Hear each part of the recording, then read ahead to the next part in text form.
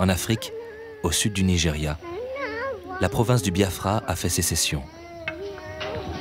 Enfermés dans leur minuscule territoire par l'armée nigériane, les Biafrais, victimes d'un des tout premiers conflits pétroliers, sont décimés par la famine. C'est le choc pour ces médecins débutants qui vont devoir pratiquer une chirurgie de guerre dans des hôpitaux bombardés par l'armée nigériane.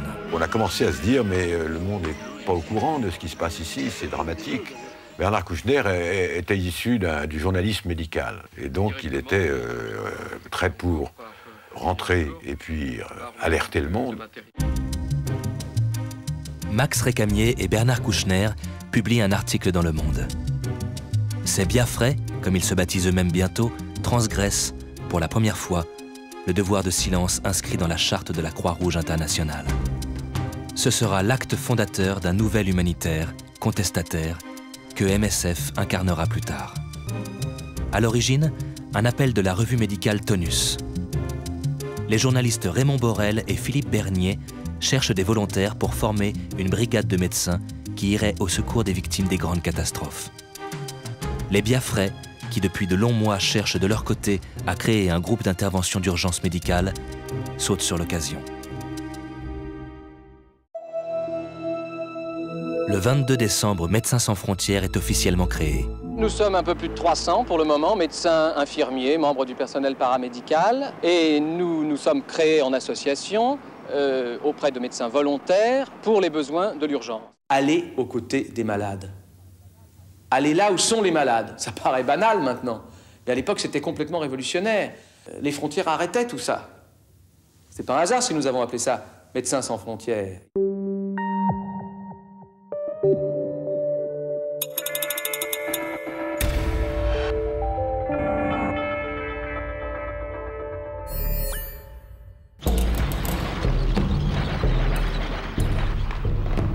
L'affrontement armé entre les troupes vietnamiennes, appuyées par Moscou, et les Khmers rouges, soutenus par Pékin, provoque un déferlement de réfugiés à la frontière thaïlandaise et un nouveau défi pour MSF. Automne 1979, Médecins sans frontières est présent en Thaïlande depuis 3 ans. Une nouvelle vague de Cambodgiens qui cherchent refuge hors de leur pays parvient à la frontière khméro-thaïlandaise. 140 000 personnes, femmes et enfants pour la plupart, se répartissent ainsi au hasard dans un des 10 campements qui bordent la Thaïlande. Mais de l'autre côté de la frontière, 1 an après la chute du régime de Pol Pot, le peuple khmer reste encore plongé dans le silence, le secret et la mort. Une autre frontière, celle entre le Cambodge et la Thaïlande. 150 personnalités européennes et américaines entament aujourd'hui ce qu'ils appellent la marche pour la survie, une marche organisée par Médecins sans frontières. Ils souhaitent rentrer au Cambodge avec des camions chargés de vivres. Nous arrivons maintenant à un moment où 500 000 réfugiés cambodgiens, 500 000 civils massés le long de la frontière risquent d'un jour à l'autre d'être repoussés et d'être soumis au feu des militaires. Nous sommes ici aussi pour demander que soient préservées ces vies civiles et que soient préservées les vies des gens désarmés. Nous vous adjurons pour l'heure, soldats qui nous faites face, d'admettre sur le cambodgien ces camions de vivres, ces stocks de médicaments, ces équipes de médecins qui demandent le simple droit de porter assistance aux survivants d'une longue, trop longue tragédie. Assise à quelques mètres, notre délégation, représentante de millions et de millions de consciences bouleversées par ce qu'elle pressente de la situation au-delà de cette frontière, attendra tout ce jour votre réponse et votre autorisation.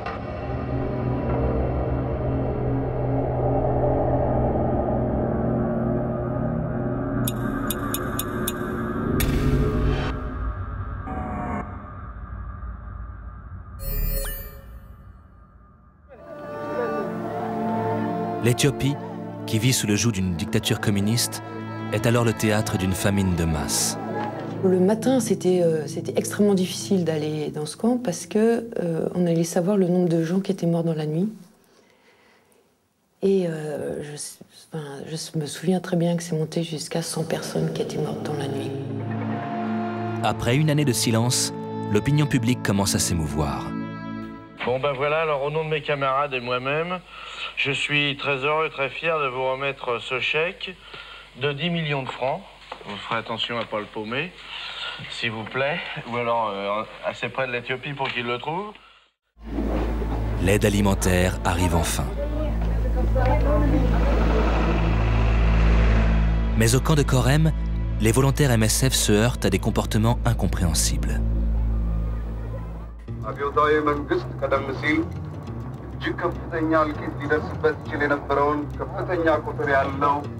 Le gouvernement organise un vaste déplacement de population.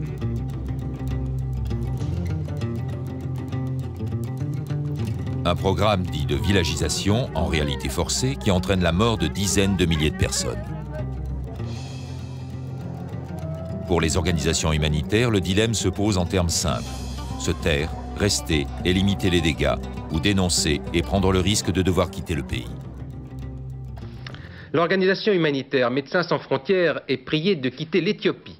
Une polémique s'était rapidement engagée entre l'organisation et le gouvernement lorsque les autorités éthiopiennes ont entamé des transferts massifs de population du nord vers le sud du pays. De fait, l'organisation dénonce les conditions dans lesquelles sont parqués et ensuite déplacés des milliers d'Éthiopiens. Les transferts de population battaient leur plein, qu'ils étaient devenus la première cause de mortalité, que les organisations humanitaires étaient devenus des instruments au service de ce dispositif de déportation, et que nous, en tout cas, on n'était pas prêts à continuer à jouer le jeu de ces déportations. 15 jours plus tard, nous étions expulsés. Les Médecins sans frontières ne seront plus là dorénavant pour secourir les affamés d'Éthiopie, plus là non plus pour témoigner.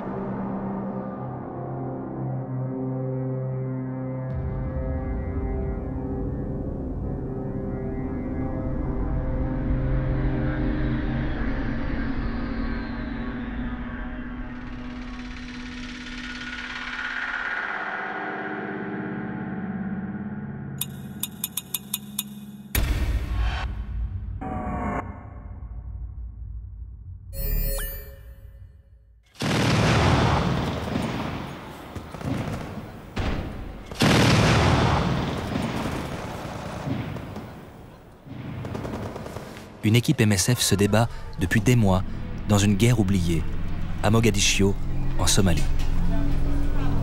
Le pays a implosé dans des combats sans loi.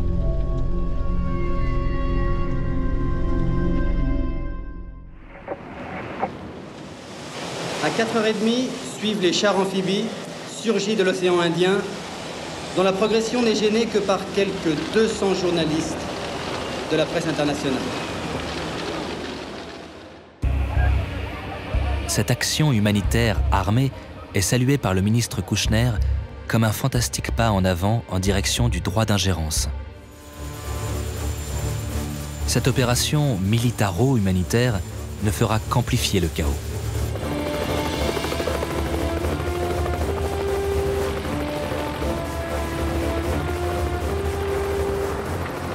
Après avoir soutenu le général Haïdid, les marines américains se retournent contre son clan. Sa tête est mise à prix. La chasse à l'homme commence dans Mogadiscio.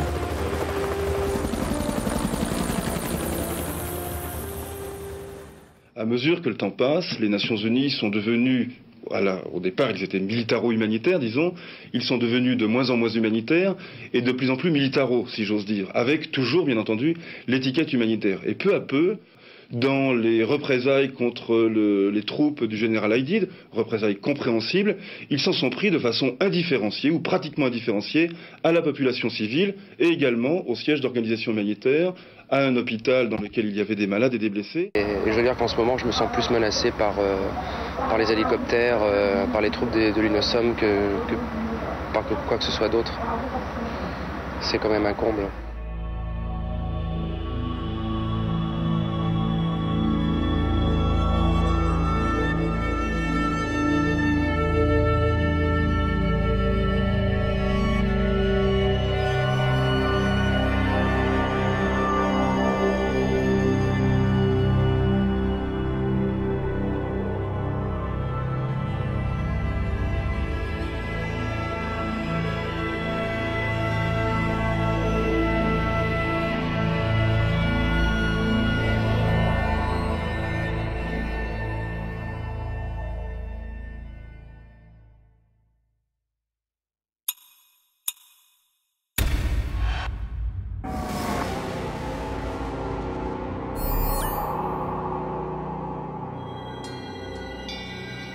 Au Rwanda, MSF va être confronté à l'impensable, un génocide en direct. Pour MSF, la communauté internationale doit assumer ses responsabilités politiques. Face au génocide, c'est une intervention armée destinée à neutraliser les tueurs qu'il faut déclencher. Quand on essayait de parler du Rwanda, les gens disaient, bon bah voilà, oui c'est vrai, c'est grave, il y a beaucoup d'innocents qui souffrent de la situation là-bas au Rwanda, envoyons l'humanitaire pour s'occuper d'eux. Et nous on disait, mais ces personnes, on les assassine. La seule position décente à avoir, c'était justement de rompre complètement avec la neutralité humanitaire et de dire qu'il fallait intervenir militairement contre les auteurs du génocide. MSF a fini par le faire. Pour la première fois ce matin à Paris, l'organisation humanitaire Médecins sans frontières demande carrément une intervention armée. Il est logique d'appeler à ce qu'il y ait une force armée qui agisse là pour arrêter le massacre, parce que l'humanitaire ne peut rien faire dans ce domaine.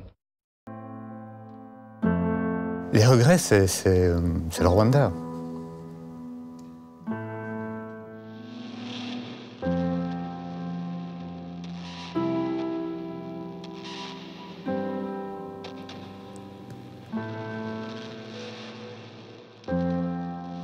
Donc oui, les regrets, c'est le Rwanda. Le fait que on estime à 200 membres du personnel des MSF ont été massacrés parce qu'ils essayaient de faire leur travail.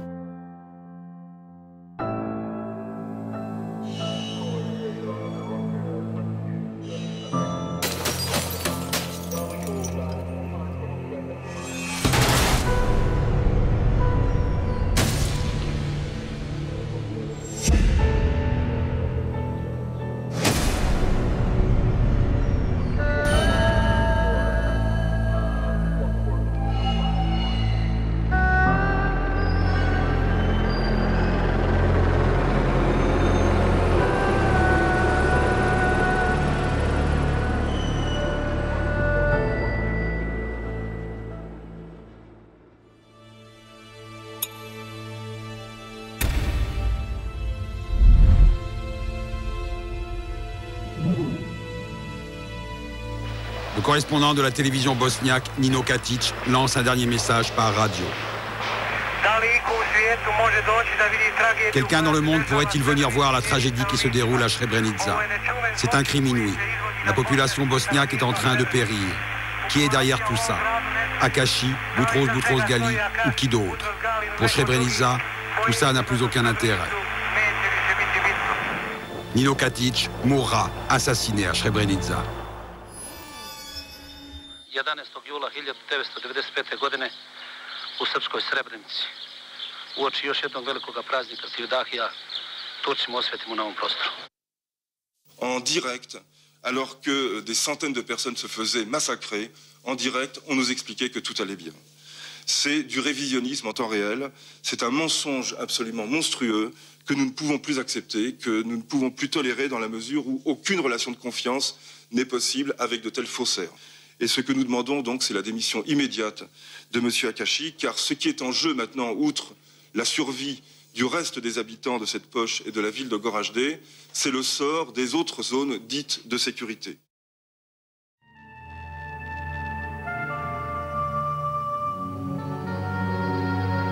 À Srebrenica, le silence est retombé. 40 000 musulmans bosniaques ont été déportés, 7 415 ont été massacrés.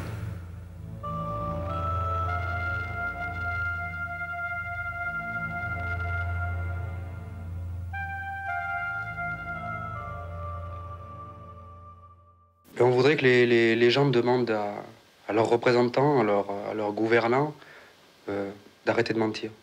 On voudrait qu'ils les interpellent, oui, quelque part, qu'ils leur disent, mais quel sens ça a, les Nations Unies, les résolutions? Si ça n'a pas de sens, dites-le.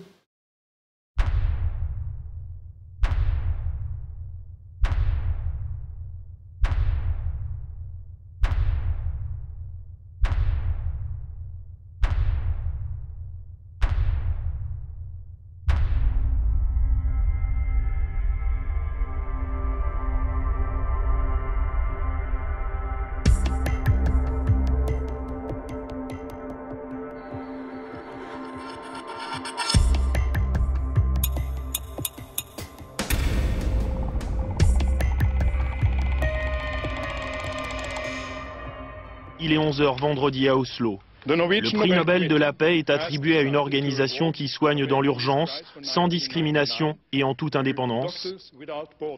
Médecins sans frontières. Au siège de MSF, la joie est à la hauteur de la surprise.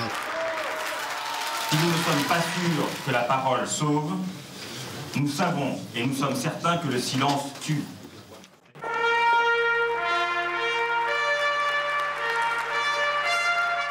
Dans la foule des officiels, les volontaires de MSF ont enfilé des t-shirts aux lettres rouges. Grozny.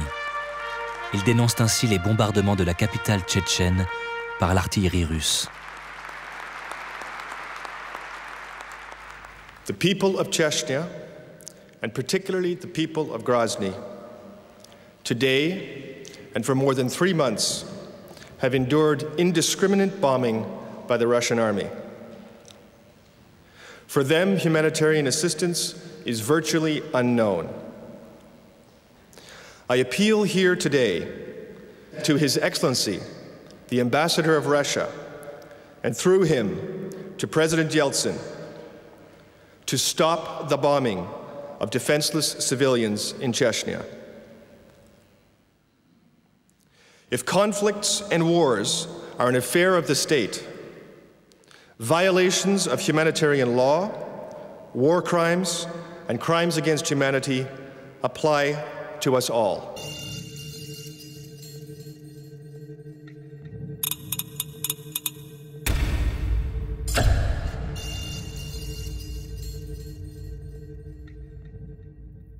Médecins sans frontières va se retirer d'Afghanistan, une décision sans appel qui fait suite à l'assassinat de 5 de ses employés le 2 juin dernier. Après 24 ans d'aide indépendante au peuple afghan, les 1400 employés de l'organisation humanitaire vont devoir cesser leurs activités. Présents dans 13 provinces du pays, ils apportent les soins nécessaires aux Afghans meurtris par des décennies de guerre. Mais ce départ est aussi un geste politique. MSF proteste contre la cooptation de l'assistance humanitaire par les forces de la coalition, toujours très présentes dans le pays. Autant de raisons qui poussent l'ONG à partir.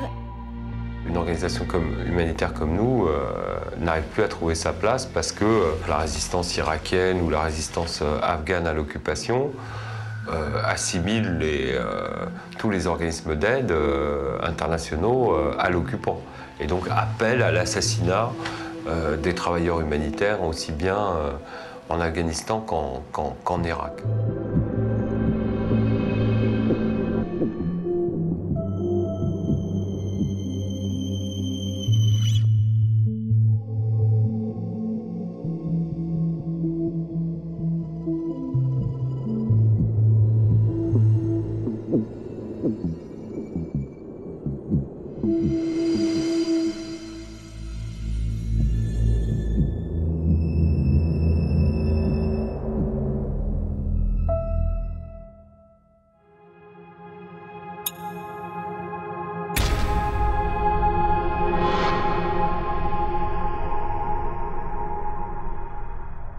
L'indépendance financière, c'est aussi savoir dire stop quand les dons ne sont plus nécessaires. C'est le cas fin 2004. Un élan de générosité sans précédent suit le tsunami qui a ravagé une partie des côtes de l'Asie du Sud-Est. MSF, après des évaluations sur place, affirme ne pas avoir besoin des 111 millions d'euros promis par des donateurs du monde entier. Une déclaration à contre-courant est dénoncée par les autres ONG. MSF ne dépensera effectivement que 24,5 millions d'euros en Indonésie et au Sri Lanka. Le reste sera réaffecté sur d'autres opérations. Écoutez, ce que nous avons pris comme risque, c'est celui de la vérité. Je ne vois pas comment on pouvait l'éluder. Nous avions assez de dons pour prendre l'ensemble des tâches qui nous incombaient sur le terrain. Vous savez, nous avons quand même 160 expatriés, médecins, logisticiens, chirurgiens, infirmiers, etc. sur le terrain. Nous avons envoyé déjà 150 tonnes de matériel. Nous avons 2 hélicoptères qui tournent. Nous avons une très grosse opération qui est en route. Elle est déjà largement financée. Nous ne savons même pas comment nous allons dépenser tout l'argent qui nous a été donné. Donc l'alternative, elle était entre dire tout va bien, continuer à donner, nous allons absorber tout cela, c'est-à-dire mentir, mentir, je prononce le mot, ou bien au contraire dire à nos donateurs la vérité, à savoir que pour l'Asie du Sud, je dis bien pour l'Asie du Sud, nous avions assez d'argent.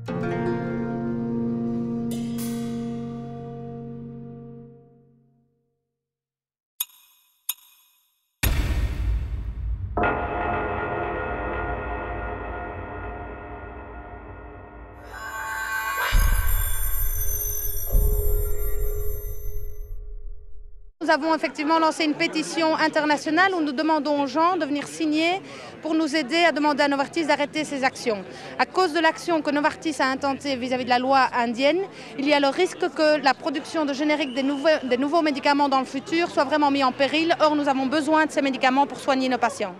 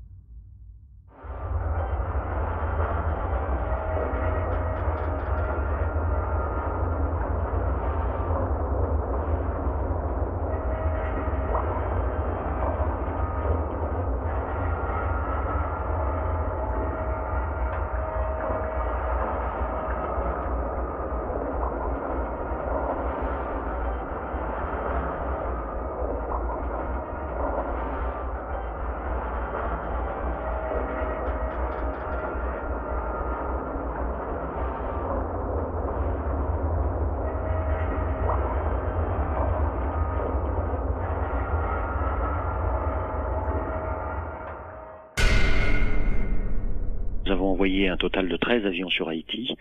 5 ont pu se poser à Port-au-Prince et 8 ont été reroutés en direction de la République dominicaine. On demande que priorité soit donnée aux avions qui transportent des équipes et du matériel médical pour venir en aide aux blessés.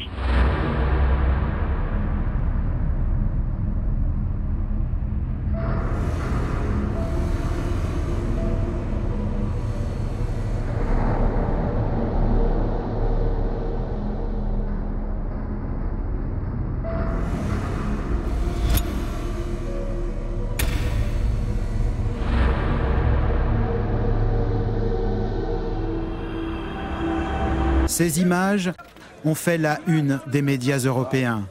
Les réfugiés de Lampedusa stigmatisés, la peur de l'invasion massive.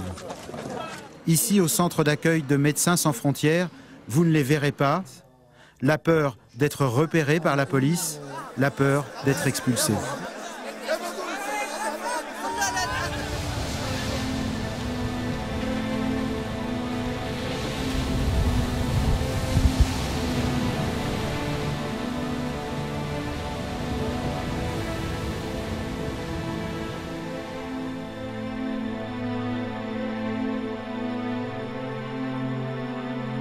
Buonasera, un'altra tragedia nel canale, 3 corpi recuperati, 25 dispersi sulle